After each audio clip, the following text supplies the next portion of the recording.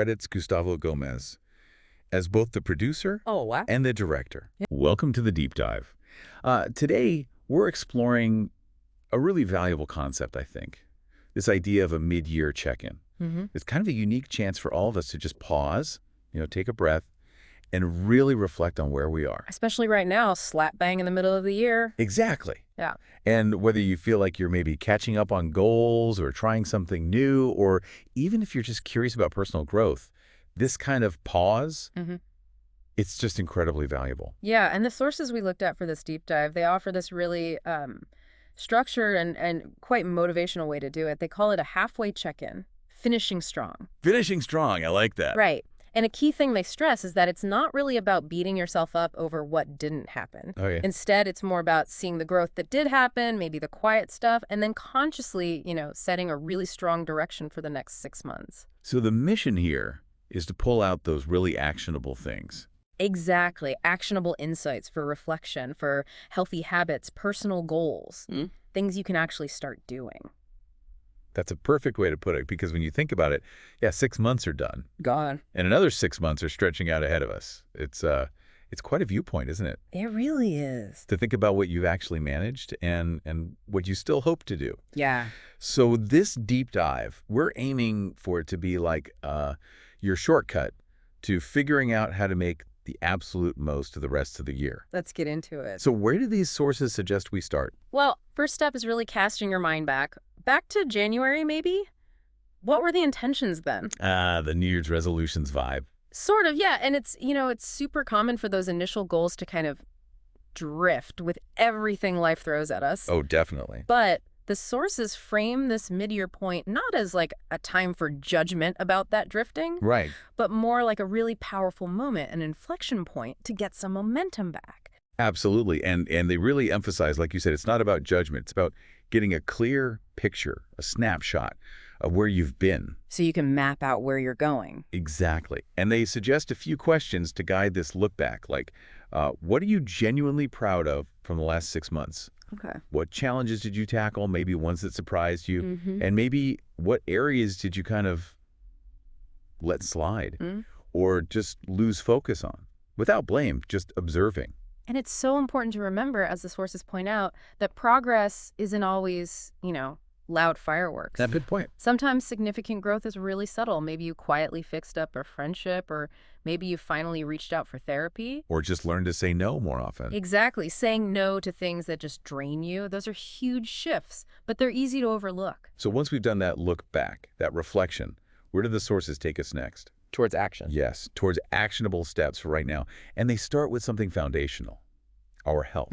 Makes sense. It underpins everything else, doesn't it? Absolutely. If you're not feeling well physically or mentally, everything else gets harder. So they list out some really compelling, healthy habits to focus on. Okay, I'm curious. What kind of habits stood out to you from their list? Well, what's interesting is the focus on small things with potentially big impact, like morning hydration.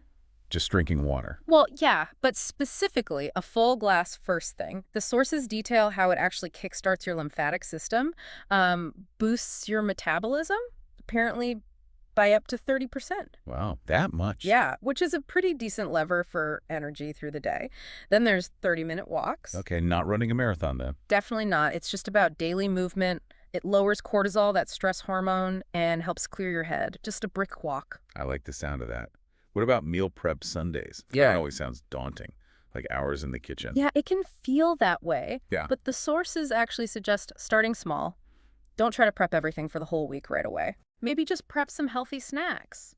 Or focus on prepping ingredients for just one simple meal you make often. Ah, okay. That feels more doable. Even that little bit can cut down on that what's for dinner decision fatigue later. True. What else? Another key one is stretch and breathe.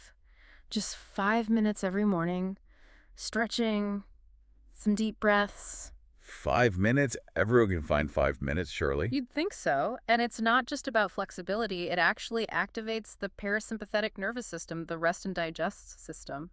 Calms your mind for the day. That sounds really beneficial. What about our digital lives?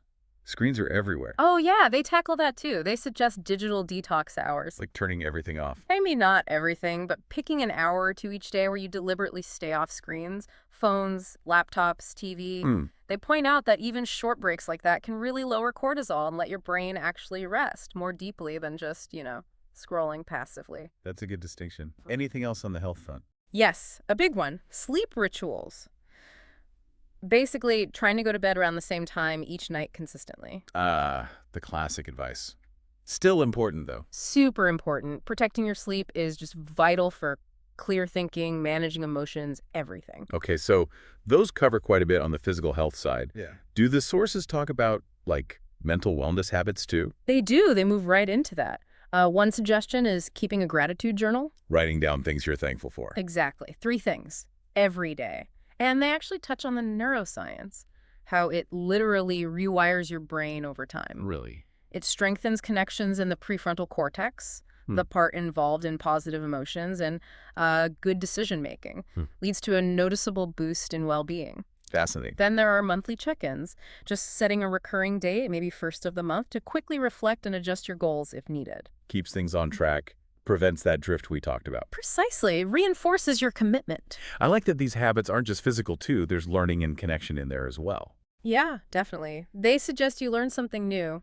Could be anything. A free online course, reading a book totally outside your comfort zone, trying a new skill. Keeps the brain sharp. Keeps it engaged, yeah. And finally, maybe the most important, talk to someone.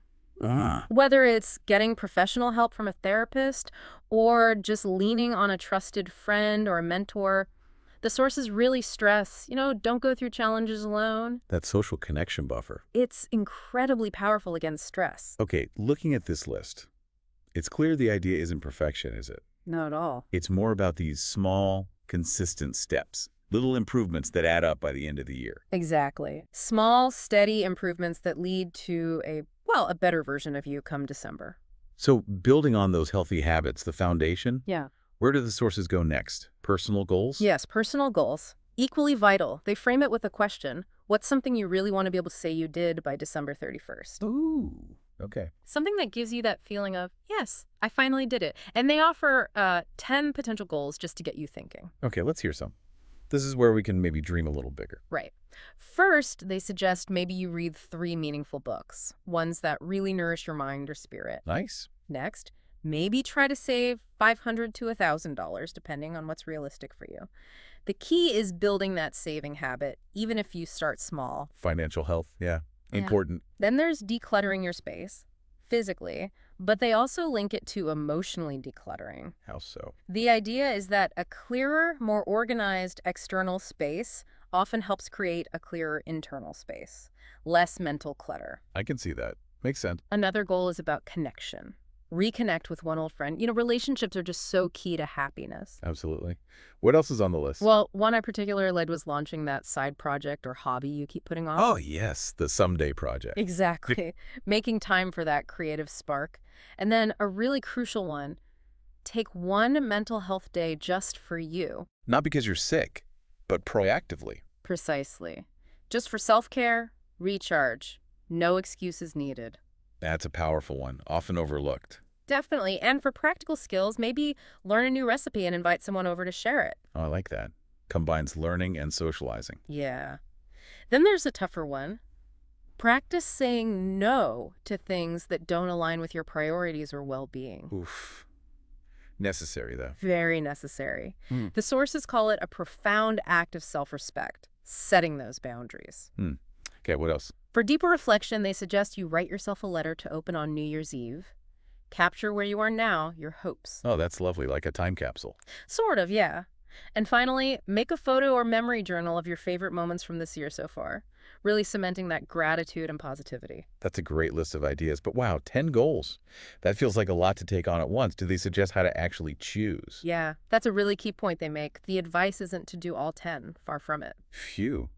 Okay. They recommend picking just 2 or 3. The ones that really spark something in you that feel both exciting and achievable for you right now. Got it. Focus is key. Exactly. And then make them visible. Write them down, stick them on the fridge, make them your phone background, maybe a note on your bathroom mirror. Constant reminders. Yeah, that visual cue really helps reinforce the commitment day to day. Okay, so as we kind of wrap up this deep dive, it feels like the challenge is clear. We challenge you, the listener.